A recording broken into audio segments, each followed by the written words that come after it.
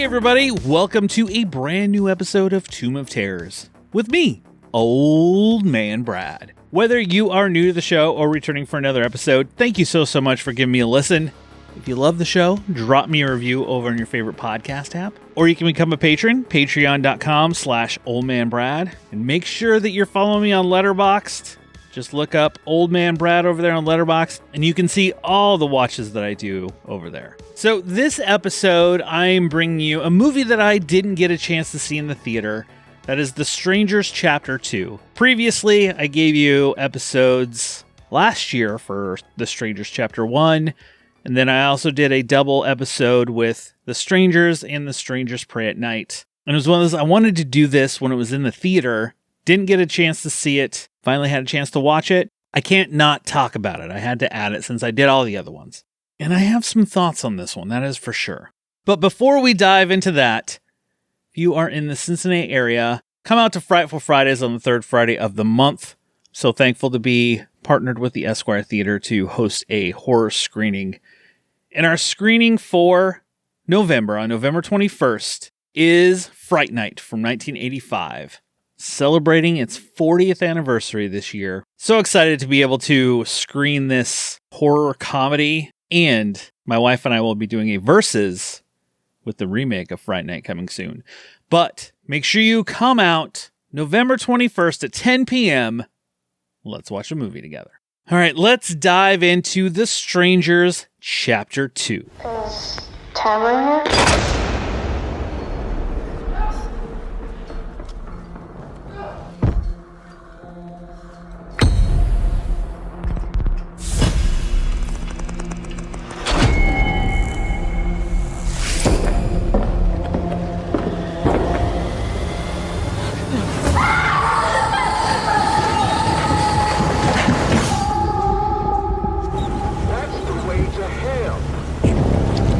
So you're the one everybody's talking about?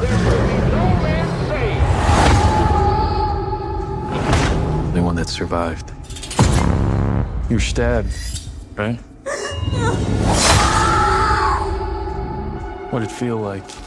I felt like they liked it. It was some kind of ritual. But it's been going on for years. Who are they? Why are they doing this? Does there have to be a why? Left stranded in a small town with no way out, Maya must once again face a night of terror courtesy of three deadly killers whose rampage she must put to an end. This is again directed by Rennie Harlan. It stars Madeline Pesk, Emma Horvath, Richard Brake, and many others. And this one kind of disappointed me. So if you listen to my The Strangers Chapter 1 episode, I'm probably one of the few people out there that enjoyed Chapter 1. You know, when these were announced to come out, these The Strangers movies, and we were getting three of them, they were going to film them all together and release them in three separate chapters. I was like, okay, let's see what happens. Hopefully they do something new, go outside the box, because the original Strangers is still one of my favorite home invasion movies. I absolutely love the original Strangers. The Strangers Pray at Night, although not as good, I love that they took it in a different direction. That they kind of turned it into like a 80s slasher. And with a killer soundtrack, the pool scene is awesome. The more I've watched it, the more and more I enjoy it. The Strangers Chapter 1, going in, I was hoping, okay, we're set in a mountain town. You know, we're out in a cabin out in the woods. We're going to have these strangers after this couple, where it's going to be similar to that original, but do some things differently. It did do some things differently because you're like, what is going on in this town? But when they go after the couple in the cabin, it's almost shot for shot of the original. There are a few changes here and there, but for the most part, like, scenes are set the same and everything else. I still enjoyed it. I thought it was an enjoyable movie, even though it followed the exact same beats and everything. I still had fun with it. And I was looking forward to what they would do with Chapter 2. Chapter 2, you know, we're continuing on. It happens pretty much right after the first movie ends. She's in the hospital. The strangers are still after her. The big piece of this movie that I liked but also hated was the way Rennie shot this. Because every person that comes in contact with Maya, you get like these close-ups of their face, and almost everybody in this town, I feel like there's no emotion to them.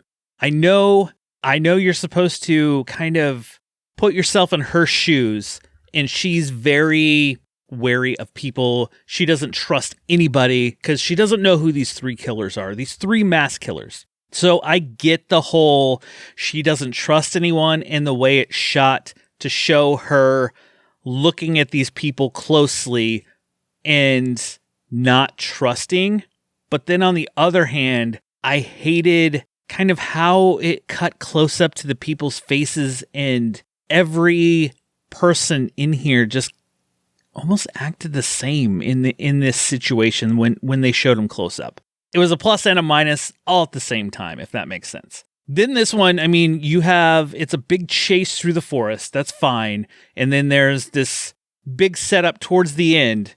The three are after her. I liked the chase aspect of it. Even though it wasn't as tense as it needed to be, it was still, all right, we have this cat and mouse back and forth. They're after her. Will she get away? And in your mind, you're like, she probably does in this one because there is a 3. And this movie feels very much like a chapter 2, like it's trying to set up a bunch of stuff to try to pay it off in the next one, which is always a tough part, especially if you're filming these back to back to back like they did. And I did read that they reshot some stuff. There was supposed to be more of a police and investigation and kind of flashbacks the way they did the story, and they changed it up after test screenings and such. Now it leads me to the part that I did not like in this movie and I thought was completely pointless. I'm just going to let everybody know that there's probably some spoilers here because I'm going to tell you a few things that happened just because watching it, I'm like, it frustrated me. I didn't want a backstory of our three strangers. Because we get this backstory of the three of them back when they were kids, back when they were in school, and how they're kind of messed in the head back then, beating other children and doing not so good things. I don't want a backstory of these three. I think it is a lot scarier and much more of an impact when we don't know anything about them. And that's what the original Strangers, why it hit so hard, because you don't know who these people are. You don't know who these three masked individuals are showing up to the house. All you get is, why are you doing this? Because you were home, and that's it. Nothing else to it. Whereas this one, you're going to start giving me a backstory to try to make me feel a connection between the three. Especially with the scarecrow, the baghead, and then the other girls. When something happens to one of them, you kind of try to feel an emotional connection to them, and it didn't work. I don't want an emotional connection to the strangers. I want the strangers to be three masked killers doing what they do, and don't give me a backstory because it just gives it a bigger impact, because in your brain, you're like, why are they doing this? And you try to come up with your own story in your brain.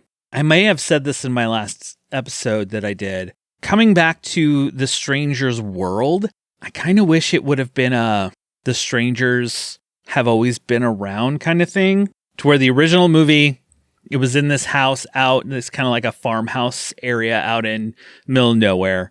The second one, you put it in a trailer park. This one's in a cabin, to where these strangers do this or just find people to do this thing because you were home in different locations. Like chapter 1, it didn't need to be a remake of the original. It could be new strangers, because of what happened at the end of part 2. It could be messed up people that kind of took on what these other 3 were and continue on. I mean, chapter 3 might have some big revelations of what this whole situation is in this town, because you sit here and think going, okay, who are the individuals in this? Everyone's kind of shady as it is, trying to figure out who's who. We don't trust anybody. And I know it's supposed to be that way because you want to be in her shoes of she's not trusting anyone because of what happened to her and her boyfriend in the first one. I get it. Completely understand that. Love that aspect of the story, but the execution of it didn't fully work. And giving me a backstory to the 3, hated it. Overall, this was a step down. The chases and stuff like that, although predictable, were fun and kept me engaged. It's the other stuff that really brought it down, going, we didn't need this. We didn't need all of this in it. It was like it was an obvious chapter 2 middle piece that they're just like, let's throw in some filler so we can get to chapter 3, which what they've said will be like the big end all of it all that you're not going to expect, blah, blah, blah. We got a teaser. We already see in the teaser Maya putting on one of the masks, but we don't know why or the situation. So we'll have to wait and see on that. So for this one, unfortunately, this one, I'll only recommend it if you want to watch through all 3 of these, because by itself, it doesn't work. If you watch just chapter 2, you're going to be like, what? Okay. But I'll only recommend it if you're going to watch through chapters, 1 through eventually 3 when 3 comes out next year. I'll see chapter 3 because I'm invested in this. Absolutely love the first 2 films. Chapter 1 was enjoyable. Not as good as the first 2 films, but still I enjoyed it. This one was just a step down. Hopefully chapter 3 brings it back up. We'll see. Enough of my ramblings on The Strangers chapter 2. Can't fully recommend it. All I'm going to recommend, instead of a chapter 2, if you want a sequel to The Strangers and not a double feature, I don't have a double feature to go with this. Go watch The Strangers Pray at Night. I know a lot of people hate The Strangers Pray at Night, but I love how that one went completely different in a trailer park, and the way some of the scenes were set up and the way they did it felt very 80s slasher. It was enjoyable. The original Strangers is still the best of any of them that have been made out of any of these films. Well, that will do it for this episode of Tomb of Terrors. Before I head out, completely off topic, I'm going to tell you about the Smurfs. Bring home the Smurfs movie on DVD and 4K now. In this fun, epic adventure, the Smurfs team up with new friends on a daring rescue mission to save Papa Smurf from a league of evil wizards by what the film critics are calling pure comedy magic. Get over 35 minutes of Smurftastic extras, including new music from Rihanna and more. Available everywhere from Paramount Pictures. Go check out the Smurfs. Maybe it's better than Chapter 2. I don't know. Haven't watched it. Just make sure you subscribe, and you'll never miss any episode of Tomb of Terrors, whether it is these short reviews, my interviews that I do. I have a couple in the works right now. Tales from Tubi, which the huge October anthologies of horror just finished up. If you haven't listened to all those, go check them all out. Or Versus. I have a new Versus coming on Fright Night. But I'll be back soon with a brand new episode.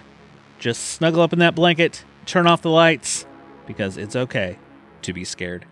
We'll talk to you later, everybody.